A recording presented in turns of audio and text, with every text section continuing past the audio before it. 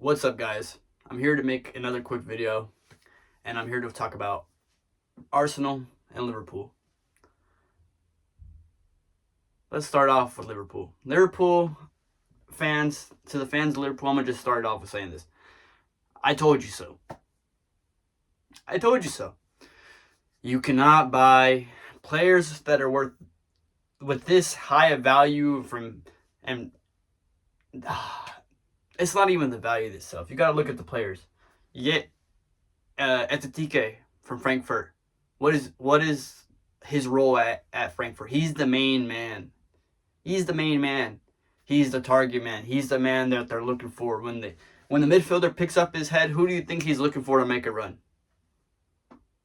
Florian Wirtz at Bayer Leverkusen. He was their metronome.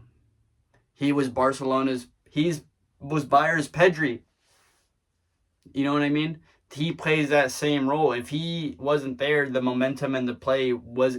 He was linked up from the defensive end all the way back up to the attacking end. And he created most of Bayern's goals.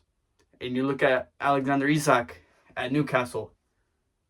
Probably the greatest, maybe second greatest player that Newcastle's ever had to ever put on a shirt for them. And now you're taking him away and putting him into Liverpool, which... No disrespect to Newcastle fans, is obviously a step up, a club with a different level of prestige and a different level, I would say, from the fans, a different level of expectation. So for those three players to go and join the team that already has won a league title the year before and expect them to mesh right away, it just didn't really make sense in my head, because as a Barca fan, I've seen it from my own perspective. We've sold Neymar $222 million. What did the club go do the next year? Ousmane Dembele, Antoine Griezmann, Felipe Coutinho. Did Barca win anything from that? No. The most famous thing we know from that period is Barca losing 8-2 to Bayern. The balance within a team is way more important than having superstars.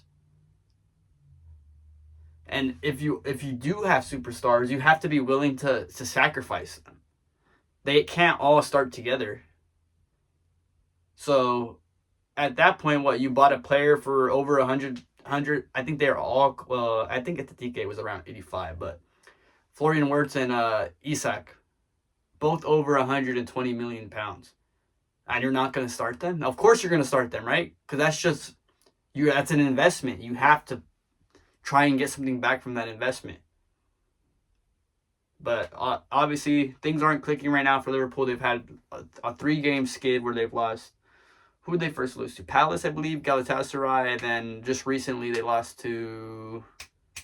Or no, Palace was the last one, I believe. Galatasaray, and they lost to someone beforehand. I forget. I'm sorry, guys. But yeah, Liverpool just aren't looking great to me. And I could see that from... Before the even season started, I could see what I was expecting. So now let's get to Arsenal. Arsenal. I'm not gonna say, I told everyone so. I'm not an Arsenal fan, guys. Don't mistake me as an Arsenal fan. I'm not an Arsenal fan, but I can see when a team. Well, I don't want to act like have the most amazing ball knowledge out of everybody, but you could see Arsenal is structurally sound.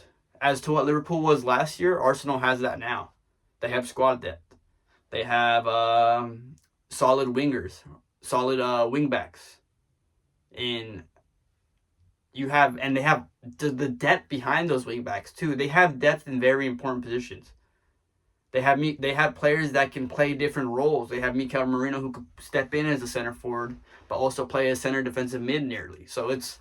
When you have a team that's structured in such a way where you can mix and match players and still win games, it's building something. It's leading to a title, is what I was going to say.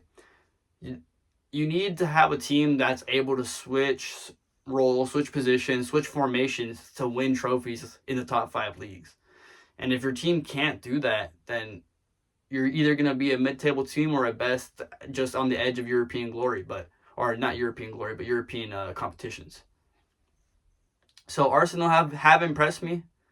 I expect them to gain confidence from what they've seen from Liverpool, and that will only encourage them to keep on pushing harder and maybe build a little gap here if Liverpool plays Man United after the international break. And I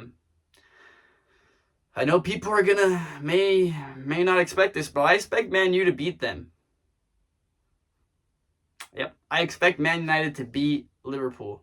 I'm not saying Amorim is turning everything around, but I'm expecting either Man U to beat them or Man U to tie 1-1 or something.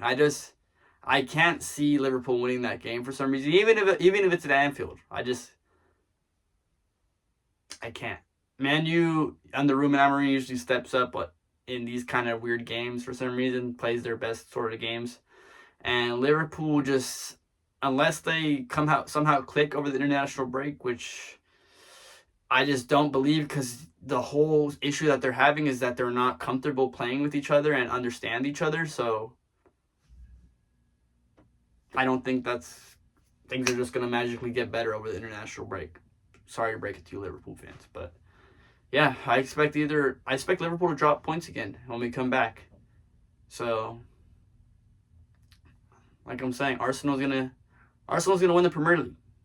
And I'll say it again, I'll double down on it, like I said in the beginning of the season. Arsenal's going to win the Premier League. It's going to be their first one in I don't know how long. 21 years maybe, 22 years, something like that.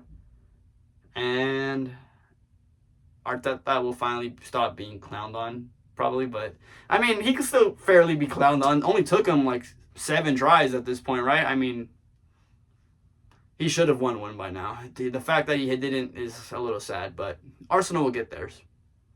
And that's going to be the end of this video, mainly, guys. Thank you guys for watching. I really appreciate it. I'll try to stay more consistent. It's hard to make... I know it's not. It's not hard to make videos. I'm just lazy. I won't lie. But I'll try to make more videos. Thank you guys for watching. I really appreciate you all. And you guys have a good day. Thank you.